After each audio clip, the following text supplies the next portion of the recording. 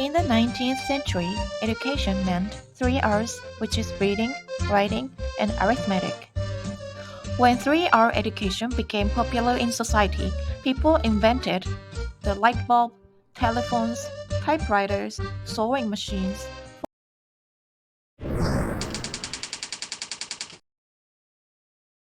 In the 21st century, in which we now live, people invented self-driving cars, large format 3D printing, social media, Bluetooth, augmented reality, blockchain.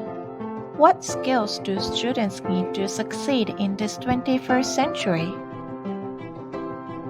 Critical thinking, communication skills, creativity, collaboration, problem solving, perseverance, information literacy, technology skills and digital literacy, media literacy, global awareness, self-direction, social skills, literacy skills, civic literacy, social responsibility, innovation skills, thinking skills. That's why we need PBL. What is PBL?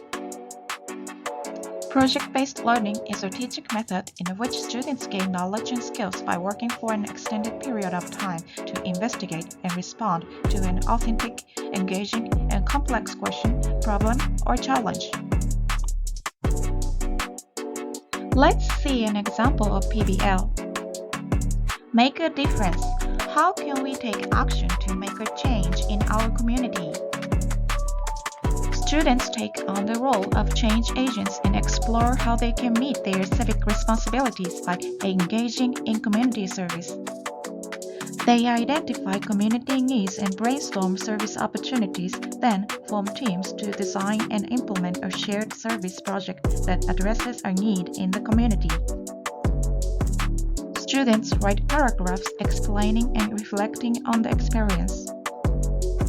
Versatility of PBL, and more examples. PBL can be done completely remotely or in person. PBL can utilize the newest advanced tech or no tech at all. PBL can be done in kindergarten to high school or college. PBL can be done in any subject and can be crossed over 2 or more subjects. Let's see more examples. The Storytime channel. How can we make stories come alive for kids in our community? Students build their reading fluency and comprehension skills as they create engaging video productions of fable and folktales from diverse cultures. Working in teams, students read selected stories, create storyboards, and write reader theater-style scripts as they plan and produce their dramatic video readings for class Storytime channel. What about grade 6 math? The stats on studying. How can we use data to help kids improve their memories? In this project, student teams design and carry out experiments to learn which memorization technique is most effective for remembering information. Students use statistics to analyze and draw conclusions about the collected data. Students use what they learn to create and present a memorization guide written for students. Standards and PBL. So far, I have introduced how almighty PBL is, but I also need to mention that certain standards don't fit PBL. Dr. John Spencer is a former middle school teacher and a current college professor. In his article, he said, "I've made a ton of mistakes in my PBL journey, big mistakes, epic mistakes. I designed project-based units that were cringe-worthy, where I had to stop after a few lessons and say, this was a bad idea. I tried something and it failed. We are going to change this up a bit." One such project was the Great Linear Equation debacle of 2011. I wanted to prove that our math block could be fully project-based. After a successful statics project, I decided we would do a linear equation in real life project. I challenged students to find real examples of linear equations and interview experts who use this skill in their daily life. It tanked. Students couldn't find enough real examples, much less experts they could interview. The project felt forced, and the end goal was something they didn't find relevant. To make matters worse, students struggle to determine linear functions while looking at a graph or to solve a linear equation using an algorithm. At first, I blamed my students.